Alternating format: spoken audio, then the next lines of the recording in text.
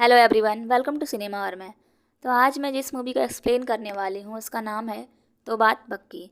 ये एक romantic movie है। इस मूवी में लीड रोल में तब्बू, सरमन जोशी, वत्सल सेठ और युविका चौधरी हैं। तो चलिए शुरू करते हैं। फिल्म के स्टार्ट में हम राजेश्वरी को देखते हैं जो अपने हस्बैंड सुरेंद्र और दोनों बच्चों के साथ शादी में जाती है। वहाँ पर राजेश्वरी अपने फ्रेंड से बात कर रही होती है। तभी उन लोगों के पास राजेश्वरी की पड़ोसन मिसेज राय वहाँ आ जाती हैं और वो पूछती हैं क्या बातें हो रही हैं। तो राजेश्वरी कहती है तुम्हारे किराएदार के बारे में बात कर रहे थे, तुमने निकाला नहीं उसे अभी तक। इस पर मिसेज राय बोलती हैं मैं तो 1 तारीख को उससे कमरा खाली करने को बोलूँगी ताकि उससे मैं पूरे महीने का किराया वसूल कर सकूँ, क्योंकि इतनी जल्दी तो उसे दूसरा कमरा मिलने से रहा। इसके बाद घर पर राजेश्वरी अपने पति से कहती है कि मैं कब से आपसे कह रही हूँ कि ऊपर का कमरा किराए पर दे दीजिए, पर आप हैं कि मेरी बात मानते ही नहीं हैं। तो राजेश्वरी का हस्बैंड बोलता है कि बनारस से गजेंद्र मौसा का फ़ोन आया था कि उनके दोस्त के बेटे की नौकरी यहाँ पर लग गई है और उसे कमरा चाहिए किराए पर रहने के लिए। इस पर राजेश्वरी कहती है कि मैं मुफ्त में किसी को कमरा नहीं देने वाली हूँ और ऊपर से चाय नाश्ता और खाना भी दो उसको। मिसेज राय का कमरा देखा है, वो 1000 रुपये में चढ़ा है और उसके कमरे के सामने हमारा कमरा तो महल है। तो राजेश्वरी का पति कहता है तुम किराए की चिंता मत करो, वो किराया दे देगा। फिर राजेश्वरी लक्ष्मी गणेश का सिक्का लेकर फैसला करती है कि हमें पैसे पर ध्यान देना चाहिए। राजेश्वरी की आदत है कि वो हर फैसला लक्ष्मी गणेश के सिक्के से ही करती है। अगर लक्ष्मी आई तो मतलब पैसे पर ध्यान दो और गणेश जी आए तो सब अच्छा ही होगा और बुद्धि से काम लो। राजेश्वरी अपने पति से कहती है कि अगर किराया आएगा तो हमारे काम ही तो आएगा, बच्चे भी बड़े हो रहे हैं अब, उनकी ज़रूरतें भी तो पूरी करनी है और निशा उसकी शादी भी तो करनी है हमें। निशा राजेश्वरी की छोटी बहन है। अगले सीन में फिल्म के हीरो को देखते हैं हम, जिसका नाम राहुल है और वो सड़क पर बाइक चला रहा होता है कि तभी राजेश्वरी उसकी बाइक से टकराने वाली होती है, पर राहुल ब्रेक लगा देता है जिससे राजेश्वरी को तो कुछ नहीं होता, लेकिन उसका सामान नीचे गिर जाता है। राजेश्वरी राहुल को डांटने लगती है कि सड़क पर गाड़ी चला रहे हो तो क्या किसी की जान ले लोगे? अगर स्पीड में गाड़ी चलाने का इतना ही शौक है तो ओलंपिक्स में क्यों नहीं चले जाते? राहुल राजेश्वरी से सॉरी बोलता है, हालांकि उसकी कोई गलती थी ही नहीं क्योंकि राजेश्वरी ही देख के नहीं चल रही थी। फिर राजेश्वरी अपना सामान लेकर वहाँ से चल देती है। घर पर राजेश्वरी का बेटा श्लोक अपने पापा से आइसक्रीम के लिए पैसे मांगता है, पर राजेश्वरी वो पैसे ले लेती है, ये कहते हुए कि आइसक्रीम खाने से तुम्हारा गला खराब हो जाता है। इसके बाद श्लोक बाहर चला जाता है खेलने के लिए। तो राजेश्वरी का हस्बैंड उससे कहता है कि तुम्हें क्या ज़रूरत थी रास्ते में उस लड़के से उलझने की। तभी श्लोक अंदर आकर कहता है कि मम्मी बाहर एक लड़का आया है और वो आपको बुला रहा है। तो राजेश्वरी श्लोक का बैट लेकर गुस्से में बाहर जाती है और राहुल से कहती है क्यों भाई गुंडागर्दी करने आए हो यहाँ पर? तुम्हें क्या लगा कि तुम हमें यहाँ पर आकर डराओगे और हम डर जाएंगे? चुपचाप यहाँ से चले जाओ, नहीं तो अच्छा नहीं होगा। तो राहुल कहता है कि मैं तो यहाँ पर आपका पर्स लौटाने आया था जो उस वक्त रोड पर गिर गया था। राजेश्वरी अपना पर्स ले लेती है।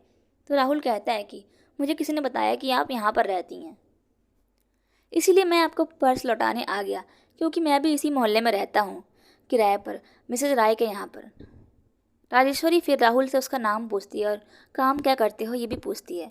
तो राहुल कहता है कि मेरा नाम राहुल सक्सेना है, मैं इंजीनियरिंग कर रहा हूँ, लास्ट ईयर है। फिर राजेश्वरी राहुल को अपने पति से भी मिलवाती है। इसके बाद राजेश्वरी रात में खाना खाते वक्त अपने पति से कहती है कि राहुल और निशा की जोड़ी कैसी रहेगी, अगर दोनों की शादी हो जाए तो दोनों साथ में कितने अच्छे लगेंगे, है ना? फिर राजेश्वरी का पति बोलता है जोड़ी तो अच्छी रहेगी, पर क्या तुम्हें पता है कि आजकल दहेज की कितनी डिमांड है, और ऊपर से वो इंजीनियर है, 20-25 लाख से कम नहीं लेगा वो। राजेश्वरी कहती है सब लोग पैसे थोड़ी देखते हैं, लड़की भी देखते हैं, और मैंने ठान लिया है कि मैं निशा की शादी राहुल से ही करवाऊंगी। अगले दिन राहुल अपने दोस्त की पान की दुकान पर होता है, तो वो राजेश्वरी को जाते हुए देखता है। तो राहुल राजेश्वरी से बातें करने लगता है। बात करते हुए राजेश्वरी राहुल से कहती है कि मिसेज राय तुम्हें अपने घर से निकालने वाली हैं और तुम्हें तुरंत तो किराए पर कोई कमरा मिलने वाला है नहीं, इसीलिए वो तुमसे 2-4 दिन और रह लो कहकर पूरे महीने का किराया वसूल कर लेंगी। इस पर राहुल कहता है कि दीदी मुझे तो इस बारे में कुछ मालूम ही नहीं था। फिर राजेश्वरी बोलती है देखो भैया, तुम भी सक्सेना हो और मैं भी सक्सेना हूँ, इसीलिए अगर तुम्हें वो मिसेज राय कमरा खाली करने को कहें तो तुम अपना सामान लेकर सीधा मेरे घर आ जाना, क्योंकि मेरे यहाँ पर एक कमरा खाली है, वो भी खास तुम्हारे लिए। इस पर राहुल हाँ बोलता है। फिर अगले सीन में राहुल अपना सामान लेकर राजेश्वरी के घर रहने आ जाता है। राजेश्वरी राहुल को उसका कमरा दिखाती है तो राहुल राजेश्वरी से रूम का किराया पूछता है। इस पर राजेश्वरी कहती है, देखो भैया, हमें सब कुछ अच्छा लगता है पर अपनों के बीच ये पैसों की बात हमें अच्छी नहीं लगती। तुम पराये थोड़ी हो, अपने हो। इसके बावजूद भी राहुल दोबारा राजेश्वरी से रेंट के बारे में पूछता है तो राजेश्वरी कहती है, आज कमरा दिया है तो रेंट पूछ रहे हो, कल खाना खिलाऊंगी तो उसके पैसे पूछोगे, परसों तुम्हारा रिश्ता करवाऊंगी तो उसके दाम। तभी राहुल बोलता है, दीदी रिश्ते की चिंता आप मत कीजिए, क्योंकि जब तक मैं पढ़ाई पूरी नहीं कर लेता तब तक मैं शादी नहीं करूँगा। इस पर राजेश्वरी बोलती है, पर तुम्हारे घर वाले तो ज़रूर तुम्हारे लिए लड़की ढूंढ रहे होंगे। तो राहुल बोलता है, घर में है ही कौन दीदी, माँ थी, वो भी चल बसी, बस अब सिर्फ एक मामा बच्चे हैं। फिर अगले सीन में हम राहुल के मामा को देखते हैं जो कॉलेज में उससे मिलने आते हैं और वो उसके लिए किसी लड़की का रिश्ता लेकर आए थे। पर राहुल उनसे कहता है कि मामा जी, मैं अभी शादी नहीं करना चाहता हूँ। यहाँ पर मैं आपको बता दूं कि राहुल के मामा एक पहलवान हैं और बाहुबली भी हैं। इसके बाद हम राजेश्वरी को देखते हैं जो अपनी माँ से मिलने आई होती है और वो उनको राहुल के बारे में बताती है कि राहुल बहुत अच्छा लड़का है और काफ़ी ज़मीन जायदाद भी है उसके पास। इस पर राजेश्वरी की माँ कहती है, अगर तुम्हें ठीक लग रहा है तो ठीक है। फिर राजेश्वरी निशा को अपने साथ अपने घर लेकर आ जाती है। राजेश्वरी निशा को राहुल से मिलवाती है और कहती है कि ये मेरी बहन निशा है, ये पढ़ने में बहुत तेज़ है, घर का सारा काम भी कर लेती है, पर अंग्रेजी में इसका हाथ थोड़ा तंग है और ये बीए कर रही है, जिसमें अंग्रेजी जाने बिना ये पास नहीं होने वाली है। तो क्या तुम निशा को अंग्रेजी सिखा सकते हो? इस पर राहुल निशा को इंग्लिश सिखाने के लिए तैयार हो जाता है। फिर धीरे धीरे राहुल और निशा एक दूसरे को पसंद करने लग जाते हैं। फिर एक दिन राजेश्वरी के बेटे श्लोक को सूर्य ग्रहण और चंद्र ग्रहण क्या होता है ये समझ में नहीं आ रहा होता है, तो राजेश्वरी उसे राहुल के पास भेज देती है पढ़ने के लिए। फिर राहुल श्लोक को एग्जाम्पल देकर समझाता है, जिसमें वो खुद को सूरज, निशा को पृथ्वी और राजेश्वरी को चांद मानकर सूर्य ग्रहण के बारे में श्लोक को बताता है। और यहाँ पर राजेश्वरी को समझ में आ जाता है कि राहुल और निशा एक दूसरे को पसंद करने लगे हैं। इसीलिए राजेश्वरी अगले दिन राहुल से कहती है कि भैया, घर का ध्यान रखना, क्योंकि हम लोग ना निशा के लिए लड़का देखने जा रहे हैं। ये बात सुनकर राहुल थोड़ा टेंशन में आ जाता है, जबकि राजेश्वरी तो अपने पति, बच्चों और निशा के साथ कोई लड़का देखने नहीं गई थी, बल्कि वो लोग तो बस साथ में डिनर करने के लिए गए थे। वहाँ से आने के बाद राजेश्वरी सीधा राहुल के कमरे में जाती है उसे बताने के लिए कि निशा की शादी पक्की हो गई है। शादी की बात सुनकर राहुल कहता है, दीदी इतनी जल्दी, पर अभी तो आप सिर्फ लड़के से मिलने गई थी ना। राजेश्वरी कहती है, भैया मेरा मन तो यही था कि निशा की शादी तुमसे हो जाए, पर तुम तो अभी शादी करना ही नहीं चाहते हो, इसलिए हमें कोई और लड़का देखना पड़ा निशा के लिए। इस पर राहुल झट से बोलता है कि दीदी, पर अब मैं निशा से शादी करने के लिए तैयार हूँ। राजेश्वरी कहती है, फिर उस लड़के का क्या होगा जिससे मैंने निशा का रिश्ता पक्का किया है? चलो कोई नहीं, मैं संभाल लूँगी उस लड़के को। इसके बाद राजेश्वरी और राहुल दोनों ही शादी की तैयारियों में लग जाते हैं। फिर एक दिन राजेश्वरी फ़ोन पर अपनी माँ से बात कर रही होती है तो वहाँ पर एक लड़का आता है जिसका नाम युवराज होता है। पहले तो राजेश्वरी युवराज को कोई सेल्समैन समझकर वहाँ से जाने के लिए कहती है, पर जब युवराज उसे ये बताता है कि युवराज को सुरेंद्र के मौसा ने भेजा है यहाँ पर किराए पर रहने के लिए, इस पर राजेश्वरी कहती है, हमारे यहाँ कमरा खाली था पर अब नहीं है, इसीलिए तुम यहाँ से जाओ। लेकिन जब युवराज राजेश्वरी से कहता है कि वो एक कंपनी में मैनेजर है और उसे 1 महीने के अंदर रहने के लिए बंगला मिलने वाला है कंपनी की तरफ से, पर तब तक उसे किराए पर रहना होगा जब तक कि उसे बंगला मिल ना जाए। ये बात सुनकर राजेश्वरी तो जैसे 7वें आसमान पर पहुंच जाती है और वो युवराज को किराए पर कमरा देने के लिए हाँ कर देती है और अगले दिन युवराज को उसके घर पर शिफ्ट होने के लिए बोल भी देती है। फिर रात को ही राजेश्वरी राहुल से झूठ बोलती है कि सारा मोहल्ला बातें बना रहा है कि शादी से पहले ही तुम हमारे यहाँ घर जमाई बनकर रह रहे हो। खासकर मिसेस राय, वो तो कुछ ज़्यादा ही बोल रही थी तुम्हारे बारे में, इसलिए मैंने उनसे कह दिया कि तुम यहाँ पर रहते ही नहीं हो। तो राहुल कहता है, दीदी ये तो आपने बहुत अच्छा जवाब दिया उन्हें। तो राजेश्वरी कहती है, जवाब तो दे दिया, पर वो सब कल देखने आ रही हैं कि तुम यहाँ पर रहते हो या नहीं। इस पर बेचारा राहुल कहता है कि ठीक है दीदी, तो मैं कल से कहीं और रहने का इंतज़ाम करता हूँ। अगले दिन राजेश्वरी का पति उसे समझाता है कि तुम ये ठीक नहीं कर रही हो, इससे निशा को कितनी तकलीफ होगी कि तुम उसकी शादी राहुल से नहीं बल्कि युवराज से कराना चाहती हो, जबकि राहुल और निशा एक दूसरे को पसंद करते हैं। इस पर राजेश्वरी कहती है कि मैं जो कर रही हूँ वो निशा की भलाई के लिए कर रही हूँ और युवराज राहुल से अच्छा लड़का है, वो अच्छा कमाता है और उसके पास अपनी गाड़ी है, और तो और उसे अपना बंगला भी मिलने वाला है रहने के लिए।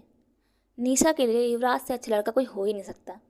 तभी बाहर युवराज अपना सामान लेकर वहाँ पर आ जाता है, तो राजेश्वरी युवराज का परिचय करवाती है अपने पति से और खुद राहुल को वहाँ से जाने के लिए बोलने जाती है, ताकि राहुल और युवराज आपस में मिल ना सके। इसके बाद राजेश्वरी युवराज से भी वही पूछती है कि तुम इतने स्मार्ट और हैंडसम हो, तो अभी तक तुमने शादी क्यों नहीं की। तो युवराज बोलता है कि शादी तो मैं सिर्फ अपनी माँ की पसंद से ही करूँगा, क्योंकि मेरी माँ मेरी आदर्श हैं। फिर राजेश्वरी अपने पति के मौसा से बात करके युवराज की माँ के बारे में जानकारी लेती है, ताकि निशा की शादी वो युवराज से करा सके। अगले दिन हम देखते हैं कि राजेश्वरी ने निशा को गांव से बुला लिया है। निशा आते ही राहुल से मिलने के लिए ऊपर के कमरे में जाती है, पर राहुल की जगह युवराज को देखकर वो थोड़ा सा शॉक होती है। उसे लगता है कि युवराज राहुल का कोई फ्रेंड होगा। फिर निशा राजेश्वरी से आकर पूछती है कि राहुल ऊपर के कमरे में क्यों नहीं है, वो कहीं गए हैं क्या। तो राजेश्वरी निशा से भी झूठ बोल देती है कि मोहल्ले वाले बातें बना रहे थे कि राहुल शादी से पहले ही घर जमाई बन गया है, इसीलिए राहुल कहीं और रहने के लिए चला गया है। फिर राजेश्वरी निशा के सामने युवराज की तारीफ करने लगती है कि युवराज एक मैनेजर है और उसे रहने के लिए बंगला भी मिलने वाला है। पर निशा तो राहुल के बारे में सोच रही होती है, इसीलिए वो राजेश्वरी की बातों पर ध्यान नहीं देती। फिर निशा राहुल को कई बार फ़ोन भी करती है, पर राहुल का फ़ोन लगता ही नहीं है, इसीलिए निशा परेशान हो जाती है। और उधर राहुल भी निशा से बात करने के लिए उसे फ़ोन करता है, पर उसकी भी बात नहीं हो पाती निशा से। फिर युवराज की माँ और राजेश्वरी के पति के गजेंद्र मौसा राजेश्वरी के यहाँ पर डिनर पर आते हैं। युवराज की माँ तो निशा और युवराज की शादी की बात करने आई थी, पर निशा को अभी तक कुछ मालूम ही नहीं था इसके बारे में। लेकिन जब राजेश्वरी और युवराज की माँ शादी की बात करने लगती हैं, तो निशा समझ जाती है और वो राजेश्वरी से नाराज़ हो जाती है। निशा राजेश्वरी से पूछती है कि दीदी, आपने तो मेरी शादी राहुल से पक्की की थी, फिर युवराज कहाँ से आ गया बीच में। इस पर राजेश्वरी कहती है कि पहले तुम्हारी शादी राहुल से होने वाली थी, पर अब तुम्हारी शादी युवराज से होगी।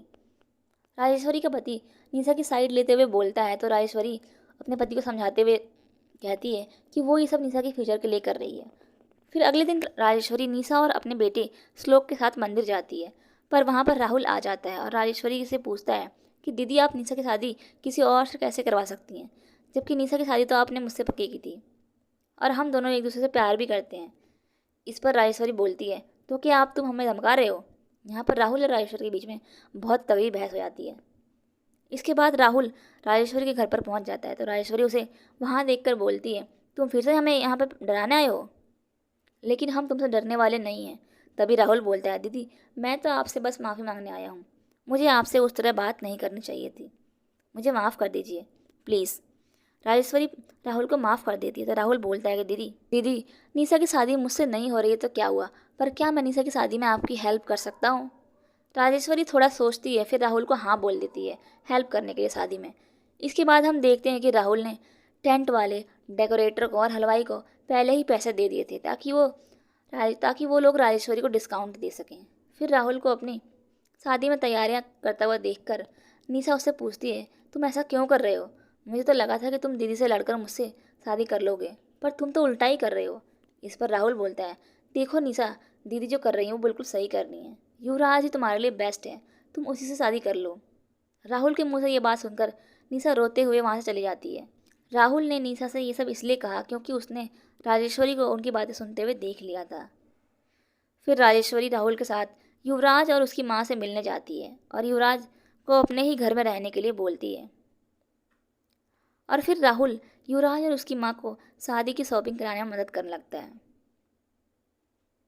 शॉपिंग करते वक्त मिसेस राय भी वहाँ पर उनको मिलती हैं और वो युवराज की माँ को राहुल और निशा के बारे में बताने वाली होती हैं, पर राहुल उन्हें चुप करा देता है, ये कहकर कि आपकी खुद की बेटी का चक्कर आपके ड्राइवर के साथ चल रहा है। शॉपिंग के बाद राहुल युवराज और उसकी माँ से कहता है कि ये मिसेस राय भी ना कभी सुधरेंगी नहीं। कहने लगी कि निशा मॉडर्न लड़की है और उसे गहनों का बहुत शौक है, और तो और ये भी कह रही थी कि उसे रात को दौरे भी पड़ते हैं। पर मैंने भी कह दिया कि आपने क्या निशा को चिल्लाते हुए देखा है जो आप ऐसा बोल रही हैं। राहुल की ये बात सुनकर युवराज और उसकी माँ सोच में पड़ जाते हैं, लेकिन राहुल तो ये सब जानबूझकर कह रहा था ताकि युवराज और निशा की शादी टूट जाए। फिर रात में राहुल जानबूझकर निशा के रूम में एक बड़ा सा चूहा छोड़ देता है, ताकि निशा को दौरे पड़ते हैं इस बात को सच साबित करने के लिए। और होता भी यही है।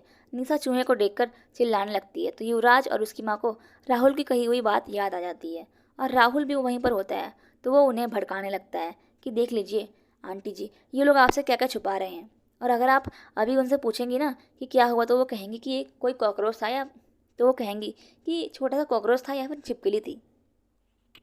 फिर युवराज और निशा की एंगेजमेंट के दिन राहुल जानबूझकर दहेज के नाम पर महंगे इलेक्ट्रॉनिक आइटम्स जैसे टीवी, फ्रिज, वॉशिंग मशीन और हीरे की अंगूठी सबके सामने वहां पर ले आता है ताकि युवराज और उसकी माँ शादी से इनकार कर दें, क्योंकि वो लोग तो दहेज के खिलाफ थे।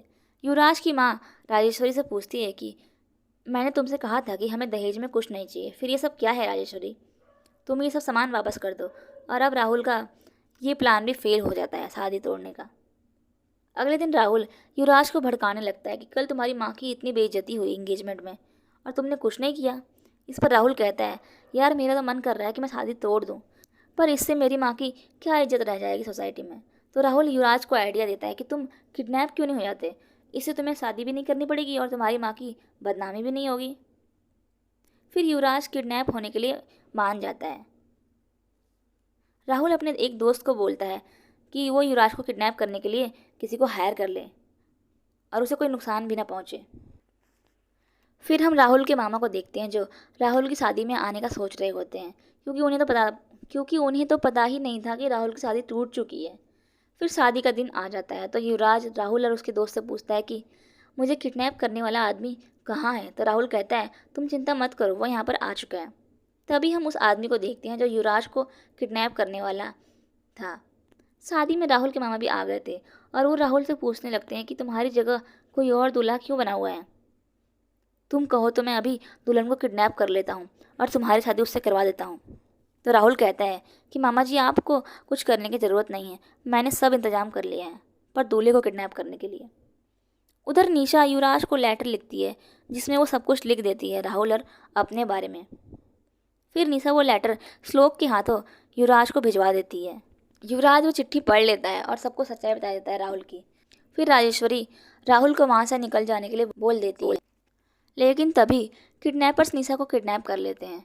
फिर राहुल निशा को उनसे बचाकर ले आता है और फिर लास्ट में हम देखते हैं कि राजेश्वरी ने अपने पति के समझाने पर राहुल और निशा की शादी करवा दी है और ये मूवी यहीं पर एंड हो जाती है। अगर वीडियो अच्छी लगे तो वीडियो को लाइक करें, शेयर करें, चैनल को सब्सक्राइब कर लें। Thanks for watching.